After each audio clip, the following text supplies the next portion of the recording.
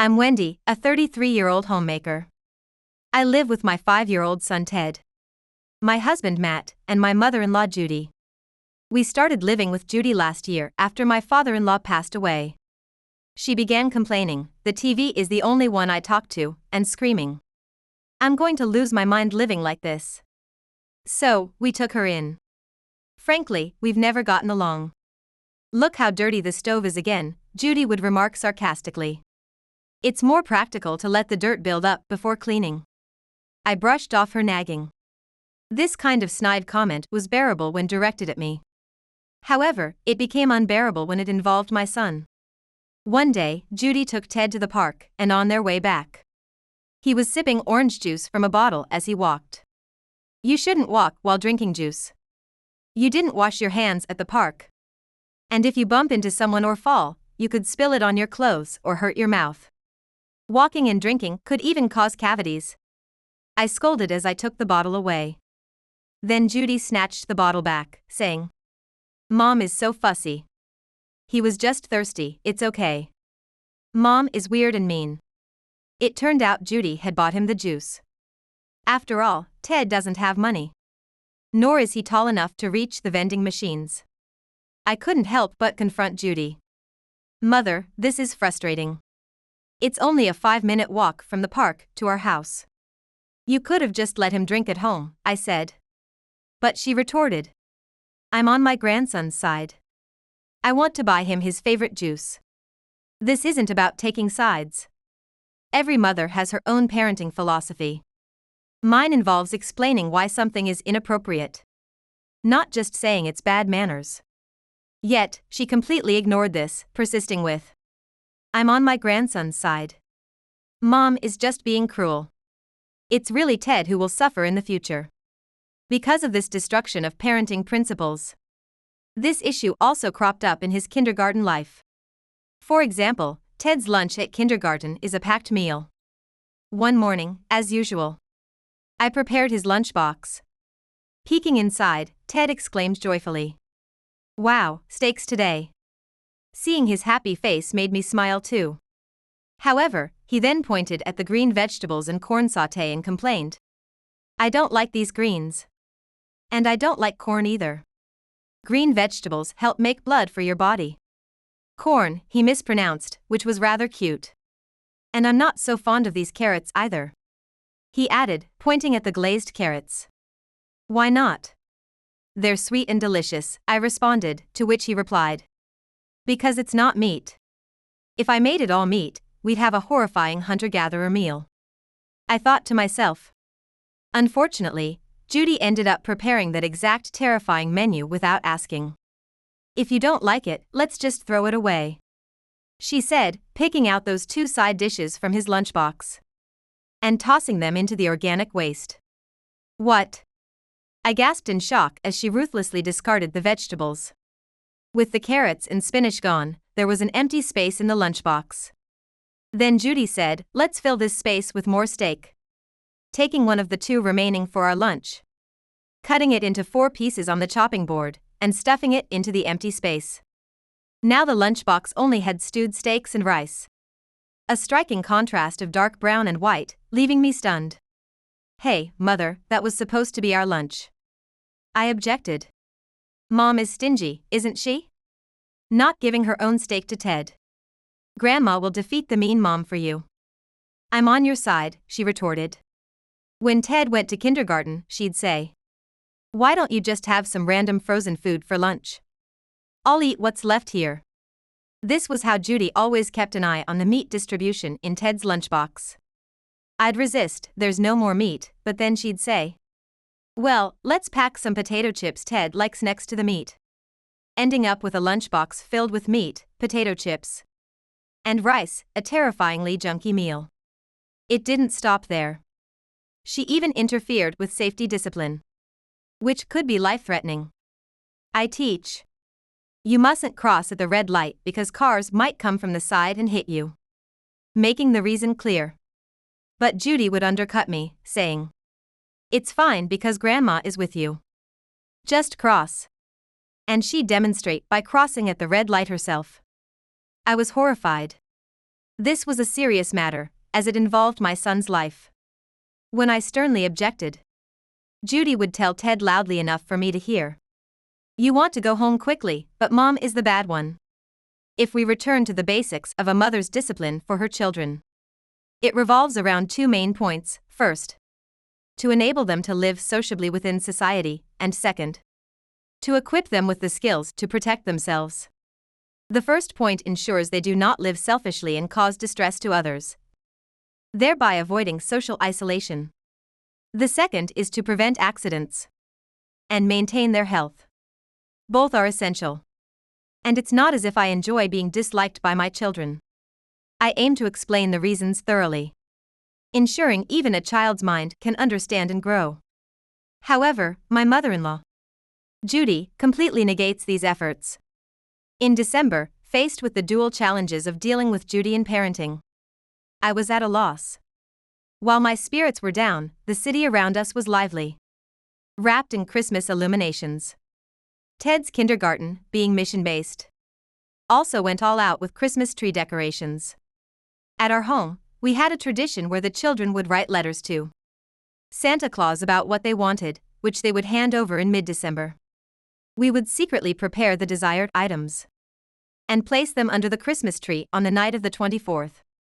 You can write anything you want in the letter, even 10 Nintendo Switches. Grandma will ask Santa to give you all of them because I'm on your side, Ted. Even here, the phrase "I'm on Ted's side" popped up. 10 Switches? Aside from the financial aspect, it seemed unlikely to even get that many. I was fed up. Then, Ted brought me his letter to Santa. After he went to bed, Judy, my husband, and I looked at it together. "I want a new mom." "What? Huh?" Judy burst into laughter. "To be disliked by your son to this extent.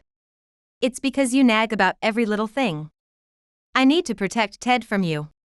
You're really the villain here." Despite the harsh reality that I must prevent my child from doing certain things, even if it makes me unpopular, it's my duty as a mother. My shoulders slumped in dismay, but my husband gently patted my back. The next day, unusually, he came home from work on time. Ted. Immediately upon returning, he called out to our son and took him to another room, starting a conversation. That day, I was too saddened by the previous day's letter, too heartbroken to even look at my son's face. Meanwhile, Judy looked exceedingly pleased. Later that night, after 10 p.m. when Ted had gone to bed, my husband said, "Can we talk?" and asked Judy and me to sit at the living room table. "Let's read Ted's letter to Santa." "What?" Surprised by my husband's unexpected suggestion, Judy and I both expressed our shock. "But, we read that letter yesterday?"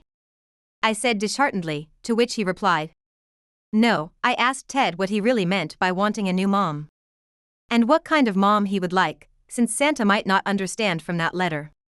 I asked Ted to rewrite the letter, including what he told me. He tried his best, and it took him about 2 hours to finish. The reasons why he wants a new mom are in there. Probably something about not liking a nagging mom will be written, which Judy will surely mock, but that doesn't matter. If it meant my son felt bad, then I need to change myself to truly become a new mom." I decided to listen to that letter attentively. My husband then took out several sheets of paper from an envelope and began to read. "I want a new mom. The kind of new mom who can defeat Grandma." "What in?" Judy and I both exclaimed in shock simultaneously. My husband continued to read. "I listen to the principal's stories every week at kindergarten. The principal sometimes talks about the angel and devil inside us. The devil says, 'Skip it, do only what you like,' while the angel says, 'Persevere, don't give up.' Sometimes the angel says to endure, and the devil says not to. It's a story about choosing the angel's advice to grow a bigger heart. If you choose the devil, your heart won't grow." I recalled the kindergarten principal's face, resembling Colonel Sanders from KFC with his round impression.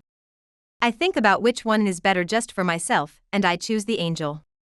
Here, my husband took a deep breath and then deliberately read slowly. "But there is a devil in our house. It says, 'Stop, you don't have to endure.' Taking the form of Grandma. What? This time, Judy's voice flipped in astonishment. My husband sighed, pausing his reading. I asked Ted what he meant by that. He said that Grandma threw away the healthy vegetables and just packed the box with meat instead. But Ted said he didn't like the vegetables. That's exactly it. Mom was teaching Ted that they are good for health. And he was trying to eat them, but then you threw them out. Ted said he couldn't try hard anymore. When Mom said there's no more meat, you packed it with potato chips instead. Ah. I wasn't seen as the villain. My words, "It's for your own good," had reached my son after all. I felt something warm rising within me. At kindergarten, I asked my teacher if it was okay to cross the street at a red light. The teacher said it wasn't because cars might hit you and you'd become a star in the sky. I thought so too. I think the devil in Grandma is trying to make me a star. My husband paused reading again. This was incredible, too incredible. A grand narrative was forming within my son. This was scary. A living monster by his side, whispering in the style of a nightmare fairy tale. Cross the road, do as you wish. Then you'll become a star. And this was a real presence, chillingly real for a child. I also asked Ted about the crossing story, and isn't this exactly it? My husband frowned. Let's hear the reason. Crossing at a red light is a societal rule. And it's a matter of Ted's life. Why did you let him cross? I thought there were no cars coming, and Ted wanted to go home quickly. Judy frantically started to exaggerate her excuse with gestures. But it was implicitly understood that it was clearly wrong as a societal rule. Ted can't judge for himself whether cars are coming, and anyway, you must stop at a red light. It's a matter of life and death, no question. My husband stated firmly. There's more. He continued reading the letter. After playing in the park, I told Grandma I wanted to go home to drink water. But the devil inside her told me to drink juice. She wants me to get cavities. I can't say no to the devil, so I drank it. If I can't get a new mom, please give me the courage to defeat the devil. This turned into a grand narrative of a brave hero Ted facing a formidable devil. Being disliked by your grandson to this extent.